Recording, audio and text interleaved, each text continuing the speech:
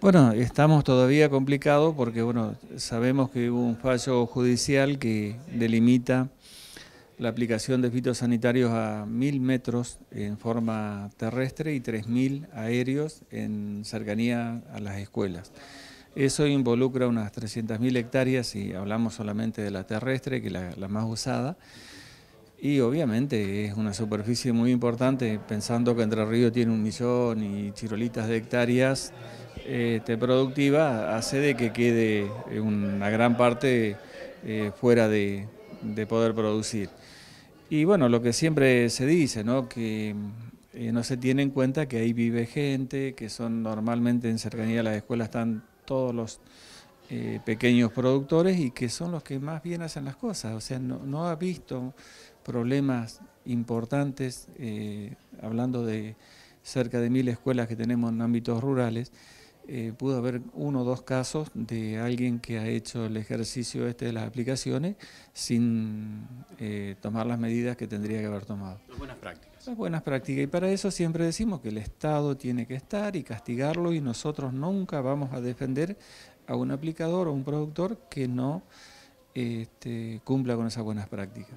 Así que si 1 o 2 han hecho las cosas mal, es injusto castigar se habla de, no sé, pero de 500, 600, 700 familias que viven en cercanía a las escuelas y que le estarían prohibiendo producir, porque dicen, les queda la agroecología, pero todos sabemos que en este país y esta situación que se vive ahora, eso no es rentable, ¿no? Los rindes se vendrían muy por debajo y no está todavía afianzado el sistema para producir de esa manera, ¿no? ¿Y cuál es la decisión después de, bueno, de la manifestación que se ha hecho y los pasos a seguir? Bueno, más que nada la manifestación fue mostrar el descontento de todos estos productores, que se interiorice la opinión pública. Tuvimos una audiencia con el Superior Tribunal de Justicia, que es lo máximo en justicia en la provincia. Nos escucharon bien, fueron productores que contaron sus experiencias y nosotros los dirigentes también. Y bueno, se vieron sorprendidos y dicen que se le arrime, porque el problema pasa que la demanda esta es planteada contra el gobierno de la provincia, no contra los productores ni las entidades. Entonces los que tienen que defender el sistema productivo es el gobierno a través del fiscal de Estado. Bueno, lo que se llegó ahí es que el fiscal de Estado tiene que demostrar fehacientemente de que no se produce daño a la salud de los chicos que van a la escuela, de los docentes, tampoco de los vecinos que viven ahí, para que se pueda seguir produciendo de esa manera y que, bueno, ahí se revería la situación. Ahora se estaba trabajando para sacar otro decreto del Poder Ejecutivo para solucionar este problema, y después la justicia verá, porque obviamente el sector de los ambientalistas va a insistir con la inconstitucionalidad, pero bueno, si se hace con una carga documental importante, no deberíamos tener problemas. Daniel, vamos a aprovechar para hablar de lechería también. En los últimos meses los números reflejan que se ha revertido un poco esa situación de caída que parecía que no tenía piso, ¿es así? Era un tiempo muy, muy largo, ¿no? Sí, el semáforo que realiza acá con Inagro ya está de color verde, así que bueno, se está pasando por un momento de mejoría o de alivio, ¿no? La complicación peor pasa por la mochila que se trae de arrastre, ¿no? El productor saneado que no ha tenido mayores complicaciones con el clima y que no estaba endeudado está, no sé si ganando plata, pero por lo menos cubriendo los costos. Estamos alrededor de los 30 centavos de dólar, que es el precio que siempre se buscaba. La relación con el maíz también es 2-1, así que prácticamente esos números que siempre tenemos para comparar nos estarían dando en una situación de equilibrio. El problema pasa justamente que muchos productores que vienen con complicaciones anteriores la siguen pasando mal por esto no sería culpa de la lechería, esto ya más bien problema de los costos financieros, la presión impositiva. Y también lo que es lamentable es que se mejora o se llega a esta mejoría del precio en gran parte por la desaparición de muchos tambos, ¿no? Variable de ajuste. Claro, sí. Yo creo que también hay que reconocer que algo se ha hecho bien en lechería, como el tema de los mercados externos. Eso favorece y nosotros lo valoramos y lo defendemos. Creemos que Argentina es un país que tiene que tener una presencia en el mercado internacional muy importante, en cualquier producción, sea leche, carne, porcinos, también es carne, ¿no? Pero cualquier otra actividad, las economías regionales, si no tenemos una incidencia importante en el sector externo, en el mercado externo, acá en Argentina siempre va a sobrar y va a causar problemas. Así que, bueno, por ese lado lo vemos bien, esperemos que esto continúe y esperemos que los productores también puedan mejorar la producción y superar estos históricos 11.000 millones de litros que de 1998 creo que los tenemos, ¿no? Cuando todos los países han estado creciendo, nosotros estancados en producción y con mucho menor cantidad de actores o de tamberos. Por último, un dato fundamental es que se haya movido la apertura de algunos mercados o un poco más, no sé si nuevos, pero un poco más de apertura de mercados. Ambas cosas, creo que hay mercados nuevos, la situación del tipo de cambio también ayuda, el trabajo que se viene haciendo en agroindustria y en Cancillería de conectarnos con nuevos mercados es valorable. Creo que ambas cosas, pero esperemos poder seguir en este camino y también que haya producción para exportar, porque si están los mercados y todos los números estarían sirviendo, serían positivos, pero si no tenemos para exportar, bueno, es lamentable, ¿no? Daniel, muchas gracias. Gracias a vos. Nosotros representamos a la producción de peras y manzanas del Alto Valle de Río Negro, Neuquén. Somos una empresa cooperativa de vieja data, cumplimos 81 años en el presente año y estamos dedicados a la producción y exportación de peras y manzanas. Yo diría la actividad está pasando por un momento difícil como varias economías regionales. Tenemos muchos nubarrones en el frente, pero en el caso nuestro, la cooperativa nuestra, sí todo está trabajando fuertemente, ocupando muy buena cantidad de mano de obra, en empaque, en chacra, en todos los frentes, estamos exportando. Formamos un consorcio de exportación que estamos llegando a más de 50 países, el grupo PAI, Sociedad Anónima. Y, en fin, tratando de que las cosas se aclaren para poder tener certeza en las decisiones que se toman. Claro. Hoy por hoy, bueno, lo último que hemos tenido, por ejemplo, aquí en Capital, el tema del frutazo, todos los reclamos y demás. Hoy, especialmente, ¿cuál es el punto que los costos no dan y que lamentablemente a veces de alguna manera se da o no, que es rentable? En general, como hablamos de una actividad de exportación y de una actividad que trabaja en contraestación, porque se exporta al hemisferio norte en los meses del año que el hemisferio norte no tiene producción. Eso significa de que se exporta, digamos, de últimos días de enero hasta junio. Es una ventana cerrada, una ventana chica. Digamos, somos caros en relación a los otros países competidores del hemisferio sur. Hoy Chile es un gran exportador, un gran productor. Brasil es un gran productor de manzanas, no de peras, exporta muy poquito. Y hay otros países, Nueva Zelanda, Australia y demás. Entonces, por componentes impositivos y demás, somos caros. Y después tenemos el bendito tema de las retenciones, ¿no? La fruticultura paga retenciones sobre el valor total FOB, o sea que eso incluye una caja arriba del barco que tiene materiales, mano de obra, fletes, empaque frío y también fruta. Entonces, si tomamos el valor de las retenciones sobre el valor de la fruta, el porcentaje no es el que nosotros vemos, sino el porcentaje sube considerablemente. Y eso financieramente tiene un impacto muy, muy grande. Es un impuesto que no se recupera, y bueno, es costo directamente. Con respecto a ese costo, ¿se puede revertir? ¿Son decisiones, son políticas que se tienen que tomar exclusivamente de aquí o de alguna manera se puede revertir eso a través de la competitividad? Yo lo veo complicado desde el punto de vista de la competitividad.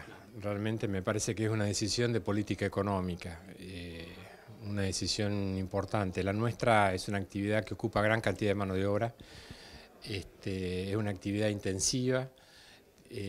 Supongamos que un valor, una caja exportada tiene un porcentaje de mano de obra en su valor alrededor del 50 o el 60%.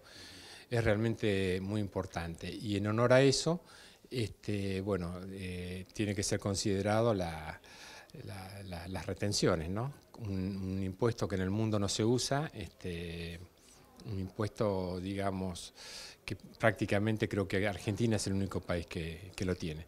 No nos olvidemos también que, bueno, que después la actividad paga el resto de los impuestos como todo el mundo, ¿no? Débitos y créditos, que es un impuesto muy importante, tiene muchísima incidencia, hoy toda la actividad está bancarizada, y bueno, están los otros impuestos, IVA, ganancias y demás, y algún impuesto provincial también.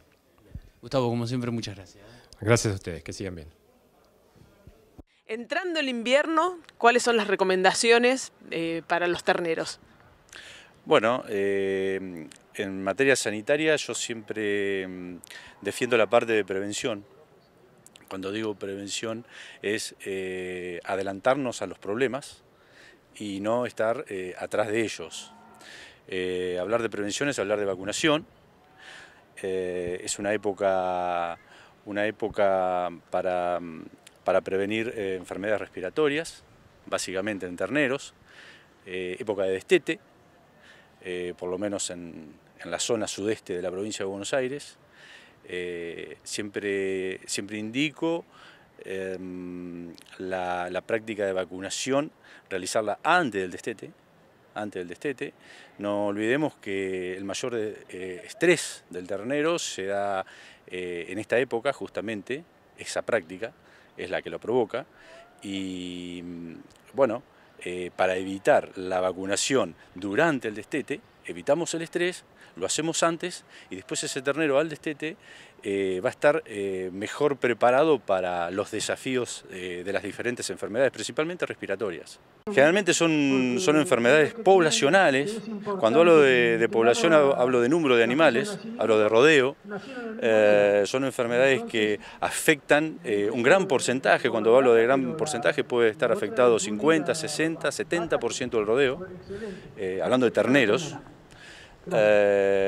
Lo que pasa, o lo que sucede es que cuando estamos en presencia de la enfermedad no los vacunamos, no los prevenimos, estamos detrás del problema, y tratar una enfermedad poblacional como puede ser una neumonía principalmente es una tarea engorrosa desde lo práctico. Imagínate, son cantidades de terneros que hay que tratarlos con antibiótico, y no solo tratarlos, sino que hay que hacer un seguimiento a ver si ese tratamiento funcionó o no funcionó, funcionó a medias, hay que volver a tratarlos, hay que volver a encerrarlos, desgaste de personal, desgaste de animales, porque en muchos lugares es a caballo, a lazo. Entonces, para evitar todo eso, siempre redundo en vacunar antes de destetar, y si es posible, siempre se habla de doble dosis de vacunas, el segundo refuerzo, porque es primo vacunación. Esa segunda dosis, por lo menos 10-15 días antes del destete, ya tiene que estar aplicada. Perfecto. ¿Y alguna otra indicación o recomendación en materia de lo que es nutricional para el invierno? Bueno, materia nutricional, sí, para el caso de la vaca, por ejemplo, estamos a poco tiempo del preparto. Llegar con buen estado corporal va a significar buena producción de leche, buena producción de calostro, que es la primera vacuna que recibe el ternero. Asegurarse esa parte, buena calidad de calostro, buena cantidad de leche, para que ese ternero los 2-3 primeros meses tenga leche en cantidad y en calidad. ¿Y qué es lo que me va a determinar en última instancia, que ese ternero cuando empiece los primeros bocados de pasto, llegue con un peso y con un estado ideal. ¿Qué tipo de parásitos y cuántos hay, digamos, que afecten a la ganadería? Bueno, ¿qué tal? Buen día. Bueno, son enfermedades muy amplias. Normalmente hay endoparásitos internos, hay parásitos externos, el caso de la sarna, los piojos, la garrapata. Hay parásitos que afectan a la sangre de los animales, el caso de la tristeza, que la transmite la garrapata, y los parásitos internos que son las lombrices, y algunos más planos que son las tenias. O sea, tenemos un zoológico de parásitos realmente. Entonces, obviamente no se puede tratar un tema tan amplio, así que nosotros normalmente concentramos las charlas en una parte de ellos.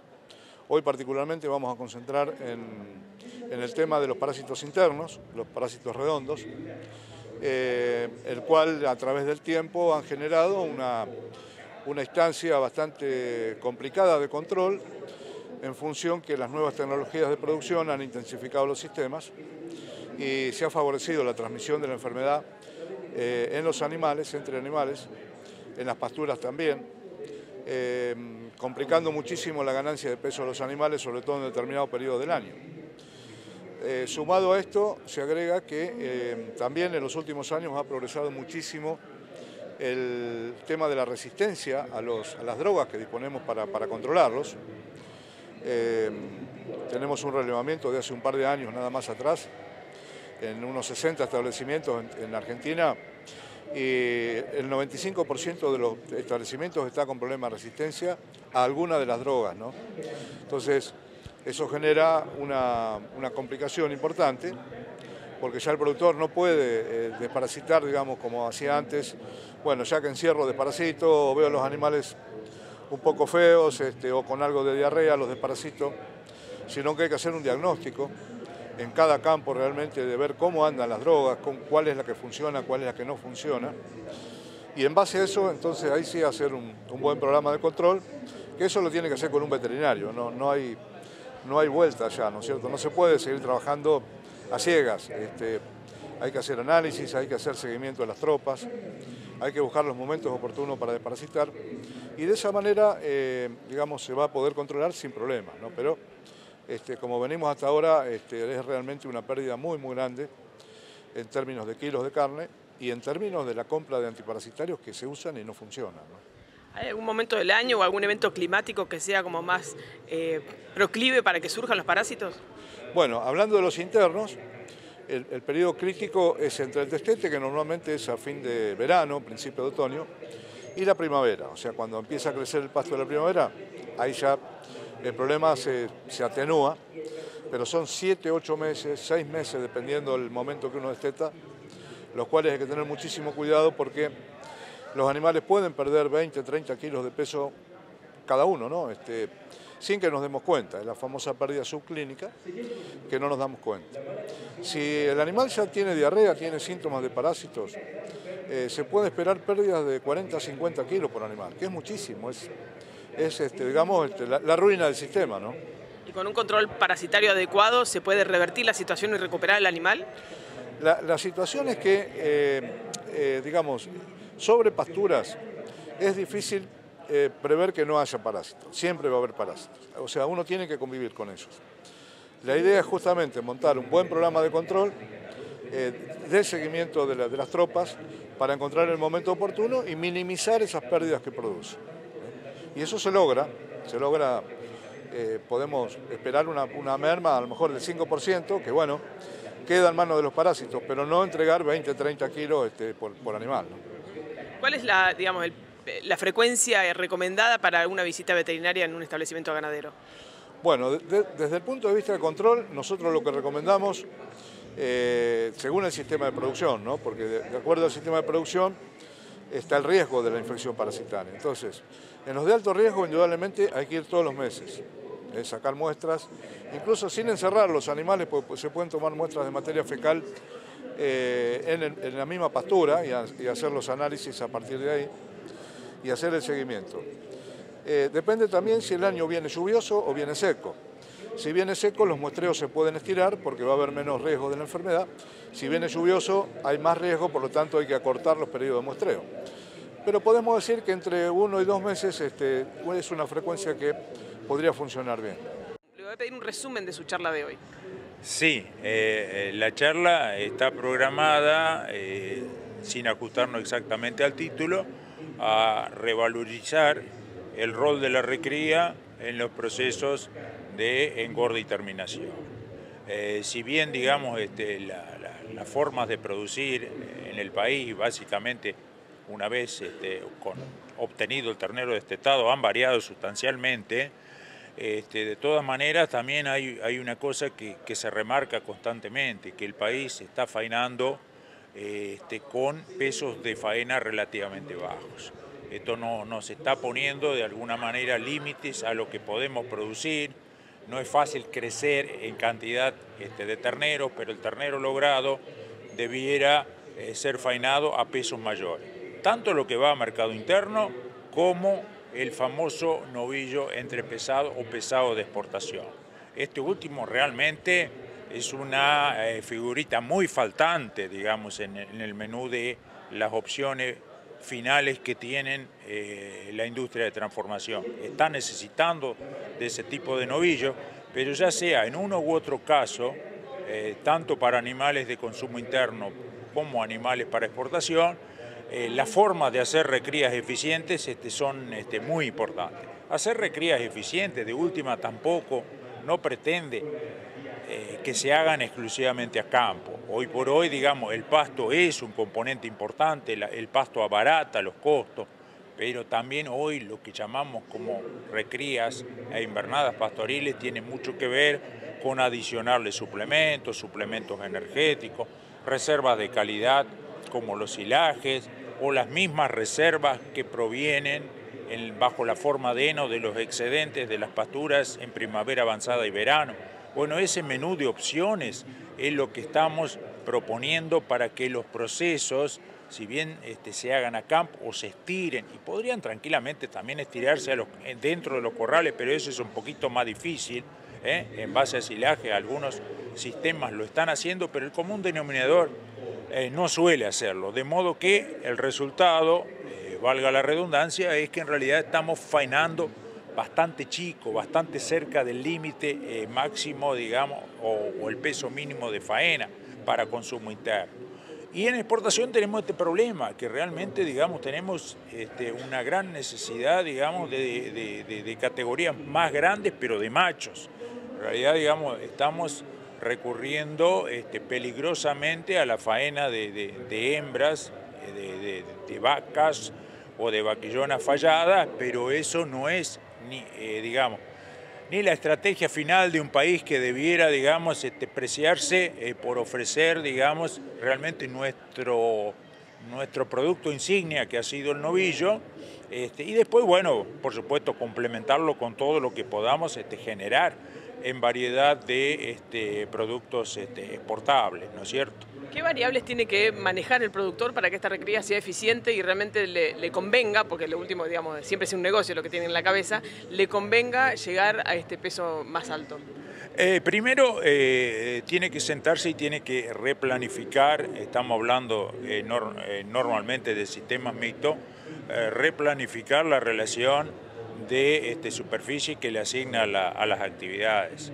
O sea, en esto hay una gama muy variada de productores, algunos viven en una inmediatez muy fuerte y donde esta posibilidad de insertarse o de agrandar la superficie ganadera es virtualmente imposible, pero aquellos que tienen rodeo, que tienen pie de cría, que están haciendo ciclo completo, sí tienen la posibilidad, porque están partiendo de una base que está en el campo, están partiendo de una estructura, están partiendo de que hay personal ganadero que puede, digamos, asumir, digamos, la expansión de la actividad dentro de la empresa, Bueno, ahí la cosa cambia, ahí realmente, digamos, tiene que, o tendría que, bueno, barajar y dar de nuevo y ver si no se pueden hacer invernadas sí, pero también recrías más eficientes.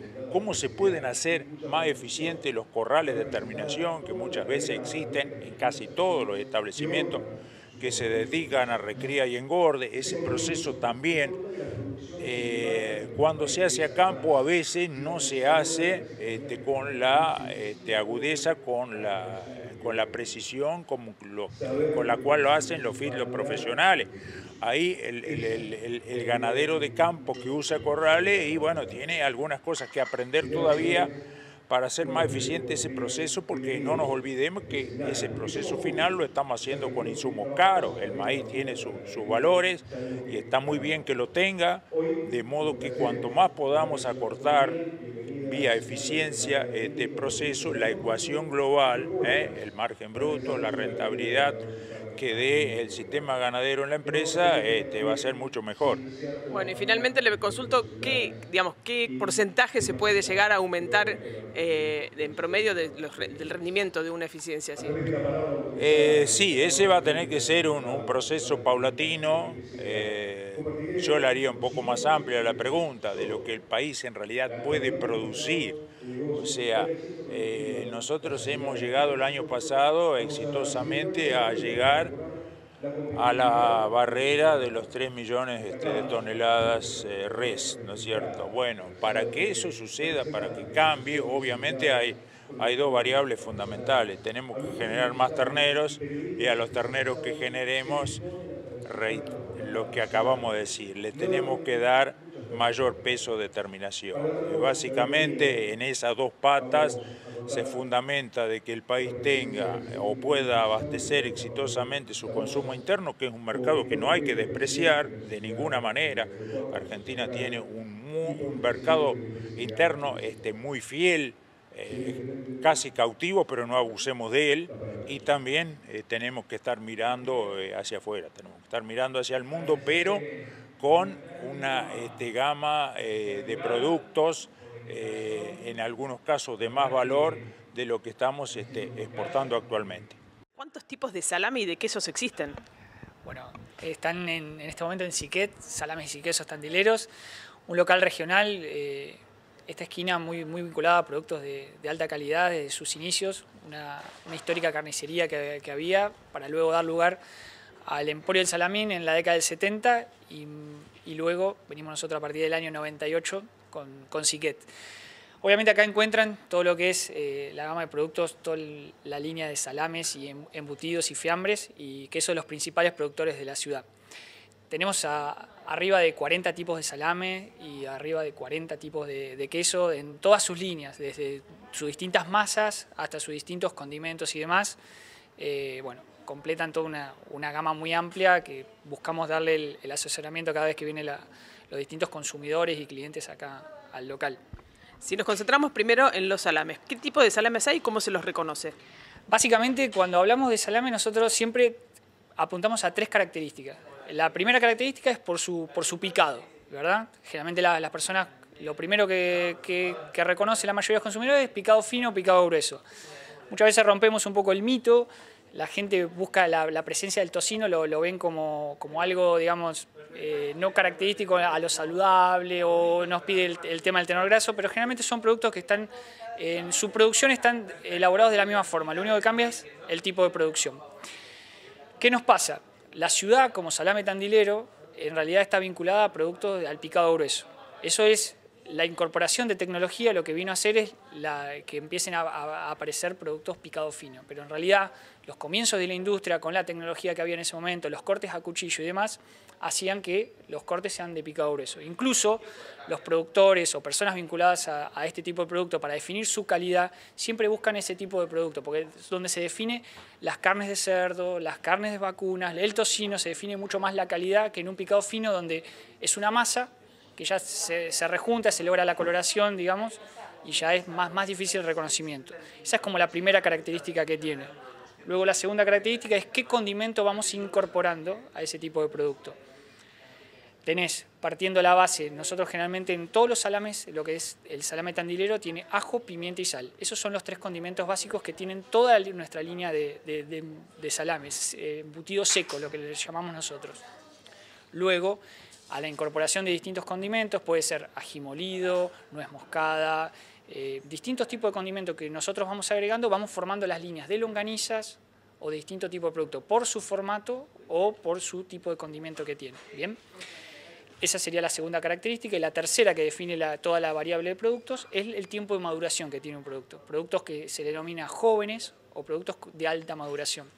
Puede haber productos de 20 días de estacionamiento en secadero, o puede haber productos que superan hasta los 45 días, lo que nosotros le llamamos productos de alta maduración. ¿Bien?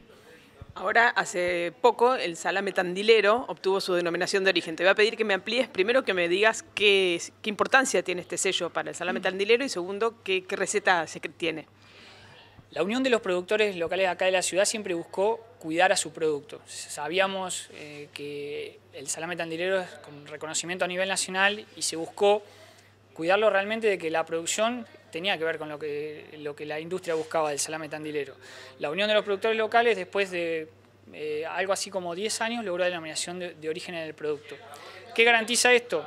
Que garantiza que el producto, desde el maíz que come el cerdo, pasando por todas las materias primas y su elaboración, se realiza en la ciudad o con productos de la región. Pero básicamente hay un espectro definido que define lo que es la zona de denominación de origen del producto de origen tandilero. ¿Qué característica tiene básicamente ese salame tandilero de denominación de origen? Hablamos que hay arriba de 40 tipos de embutido seco. Este salame de denominación de origen es un salame picado grueso, con un porcentaje mayoritario de carnes de cerdo, un porcentaje minoritario de carne vacuna y tocino de cerdo. Esa es la característica, ajo, pimienta y sal en sus condimentos y no menos de 45 días de maduración para lograr la merma indicada y la liberación del producto. Bueno, ustedes como expertos en este tema, te voy a pedir algunos tips para armar la picada ideal. Bueno, nosotros acá generalmente lo que hacemos es la vinculación, no solamente estamos muy vinculados obviamente a lo que son embutidos y fiambres, pero siempre vinculándolos con los quesos. La realidad es que siempre se busca esa vinculación. Lo que primero hacemos es, definimos para qué tipo de comida la persona que viene a buscar la picada quiere su picada. Si es para una entrada o como comida única que tenemos. Generalmente nosotros hablamos como comida única, se le calcula, para que tengan una idea, 150 gramos por persona y más los panificados. Generalmente siempre la picada va acompañada de panificados.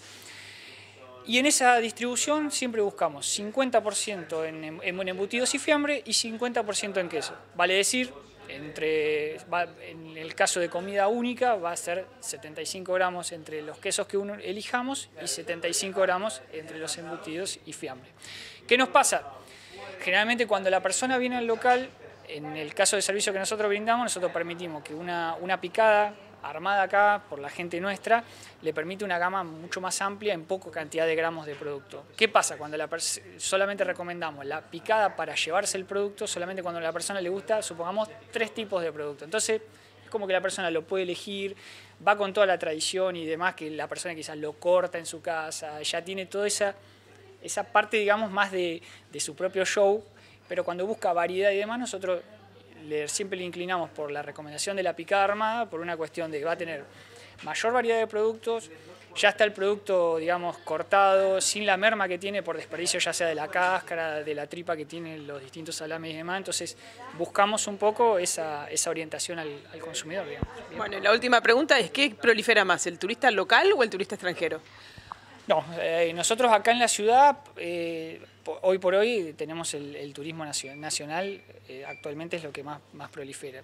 Incluso nosotros, para que se den una idea, por el grado de cercanía que tenemos, de 10 personas que vienen al local, 8 corresponden a lo que es Capital, Gran Buenos Aires y La Plata. Nosotros ese es nuestro espectro más grande de turista que tenemos. ¿Bien?